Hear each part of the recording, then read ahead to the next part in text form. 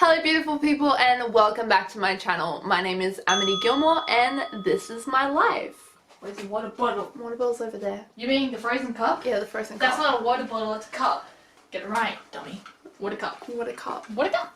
Or a sippy cup? Ew. Okay, hopefully that helps.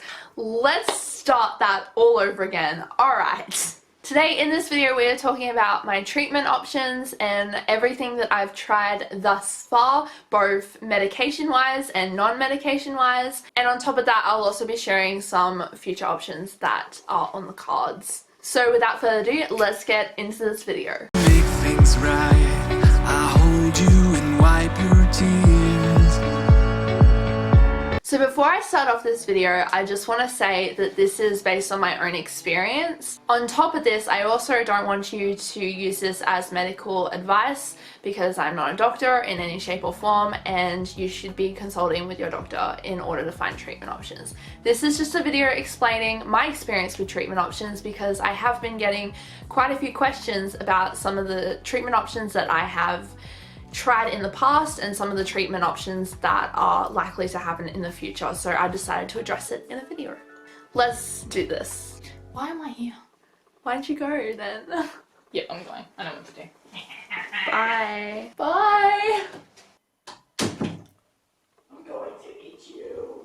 Yum, yum, yum, yum, yum. So the first kind of, I guess you could say, treatment option that we looked into was actually before.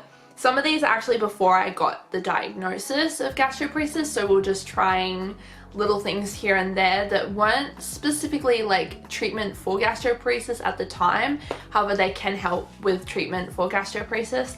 And the first one was diet. When I first started getting sick, I modified my diet, and at the time, like I said, we didn't know I had gastroparesis. I was just having a few health issues, and I thought that that could be fixed by diet, and I wasn't well informed about what diet I should take because I didn't know I had gastroparesis. And so obviously when I first started modifying my diet, I was having a lot of fiber, like high fiber, which is a big no-no when it comes to gastroparesis because you're supposed to have low fiber. There are also other like healthy things that are pretty much healthy overall that aren't really helpful for people with gastroparesis. There were certain fruits and veggies that I was having a lot of that are pretty much off the cards most of the time when it comes to gastroparesis. But again, I didn't know I had gastroparesis. I just thought eating healthier would help. That being said, I still am treated by diet these days, and I've been treated by diet the whole way through, along with other things as well. But through the whole process, even after getting diagnosed, after I got diagnosed, obviously I knew how to have a better diet in terms of gastroparesis because I have a dietitian who has a special interest in gastroparesis and works with gastroparesis patients in finding the right diet for them. So now I'm better informed about what I can eat and what I can't eat. So the next kind of treatment that I was doing when I first got sick was Panadol for the pain. Of course, this was before I got diagnosed, and I basically just needed something to treat my pain, even though there was no diagnosis to why my pain was feeling the way it was. Obviously, if you have pain that's really bad, Panadol is always there. So of course I went and I took Panadol. The next kind of treatment that I took was another over-the-counter medication, which was Movicol. Movicol was basically what I was taking. This was before I was diagnosed. However, they did notice that I had quite a bit of constipation and blockages and whatnot, so they did actually acknowledge that, even though they didn't know that it was gastroparesis at the time that was causing it. So they did give me Movicol, and I was taking Movicol. I think at this point, when I first started taking it, I took about like 2 sachets a day, and then I got up to 4 sachets a day. Now I'm back on 2 sachets a day, because I just can't tolerate all that water. Another over-the-counter medication that I was taking on top of the Movicol was Caloxyl Senna, and of course you have to be careful when taking Caloxyl Senna because you don't want to rely on it, because when your body starts to rely on it, you're in a lot of trouble basically. At that time, I was taking Coloxacena and Movicol together, and obviously it helped a lot at the time. It wasn't going to help in the long term. So my first prescription medication that I got for treating this was also before I got diagnosed with gastroparesis, but after I had some scopes and they had noticed that food was staying in my stomach and my intestines quite longer than usual. However, they didn't diagnose me with gastroparesis. I don't know why, I don't know how that works, but basically they noticed I had slow motility, so they gave me a medication called ondansetron, and ondansetron is for the nausea, and it kind of opens up the tap, as they say. It opens up the pylorus sphincter, I think it's called, and I always get that wrong. I feel like there's gonna be people in the comments like, it's this. I'm like, okay, cool, thanks, because I get it wrong all the time.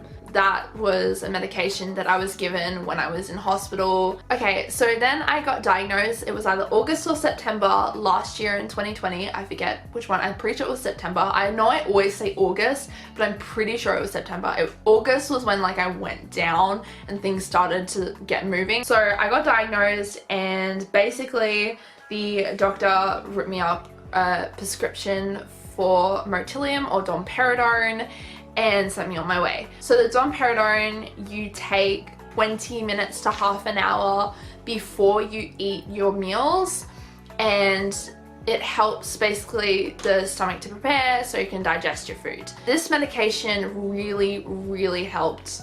It got me from a place where it was quite dangerous and I kept on losing weight like really fast, to a point where I put on the weight that I lost. Not all of it, because I was quite large, so I put on the weight that I needed to. On top of that, it was also very helpful in helping me to eat, because beforehand I had a list of safe foods that was probably about like this big, like it was very small, and now I have quite a few safe foods to choose from, but at the time I had like hardly any safe foods that I could choose from. On top of being prescribed a domperidone, when I got back to where I live, because I was in Sydney to get diagnosed because there's not much knowledge around this condition in the local area, when I got back to the local area, my GP had decided that he would give me weekly or fortnightly, fluid IV top-ups because of my severe dehydration that I was struggling with. That really caused a lot of issues. So I basically got a script for, I'll get the bags, I'll show you. So I've showed this before, but basically this is like Hartmann's solution, and basically it's saline, I think, yeah, sodium and saline. Anyway, it's just fluids that I get a prescription for. I go to the chemist, I order them in, they come in, and then I take them into the doctor's surgery, and the nurse is there, then pop a cannula in, and I just lay down for an hour until this bag empties into my veins. Getting IVs every now and then has really helped in terms of dehydration and some other symptoms as well, because I feel like when I'm dehydrated, my symptoms very much escalate. I don't get dehydrated as often now, like dangerously dehydrated, because I am getting those top-ups. I do get pretty close when it comes around to getting a top-up. I'm getting pretty dehydrated, but thankfully it's the day that I usually go in, I get my IV fluids, and I just feel so much better afterwards. On top of having the IV fluids, I also have IV Maxilon, which is another nausea medication, and they just pop it into the cannula. I did do like a vlog where I went and got my IVs done, and I filmed it. If you do want to see that vlog, then check it up here. This next one is a treatment option that was explored that we didn't go through with. Not because we decided not to go through with it, more because the doctor decided not to go through with it. So this was a Botox injection into the pylorus. The gastro I was seeing at the time was pretty all for it at first and thought, yeah, we'll do that. But then after a while thought that it wouldn't work. He said that it doesn't work more times than it does work. So he basically had dropped that one off and said, you know, we won't go on with that. So that was a treatment option that was looked into that my doctor didn't really feel confident that would be helpful. So he basically said, look, we're not going to go down that path. After my symptoms had escalated quite a bit around December, November, my gastro decided to prescribe me Monodine, which I'm still on today. I think it controls stomach acids. That medication also I find really helps as well. So around the Christmas period, I had a lot of issues with blockages in the small and large intestines, and that was really hard. There was a lot of pain, a lot of bloating, a lot of vomiting, a lot of just, it was not fun at all. And there were just so many issues that came with that. There was so much pain whenever I'd pass stool. This is when I got prescribed, well, not really prescribed because it's an over-the-counter medication, but I got recommended to take Pecalopride whenever I had a blockage. So Pecalopride, if you're unfamiliar with it, it's like basically the doctor who suggested I have it explained it as the nuclear option. Pecalopride is one of the things you will take before a colonoscopy or a gastroscopy, and basically it clears you out completely, or it's supposed to clear you out completely. It takes about 4 sachets of Pecalopride for it to start working with me, which is not fun because it's hard because I take Pecalopride and it doesn't exactly work until I've taken 4 sachets in a week. So the Pecalopride, I must say, is only when I have a blockage, so I will hardly ever take the Pecalopride.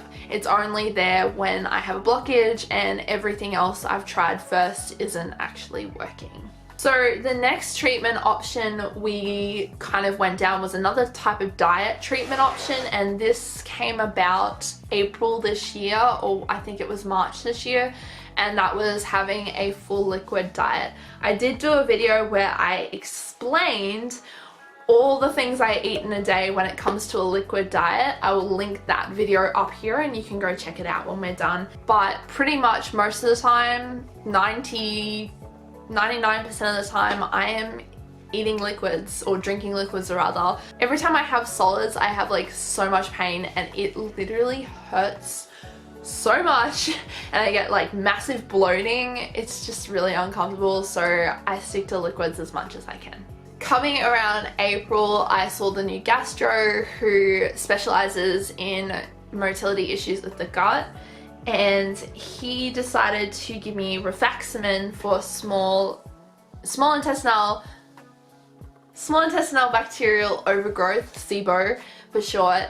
And so I took Rifaximin for a course of, I think it was, I've forgotten how long I took it for. I think it was like 3 weeks, maybe 2 weeks, I'm not sure. That didn't help that much, to be honest, probably because maybe I didn't have SIBO, not sure, but basically, yeah, it didn't help that much. For any of those who are wondering, Rifaximin is an antibiotic, so that's why it's only a course of it.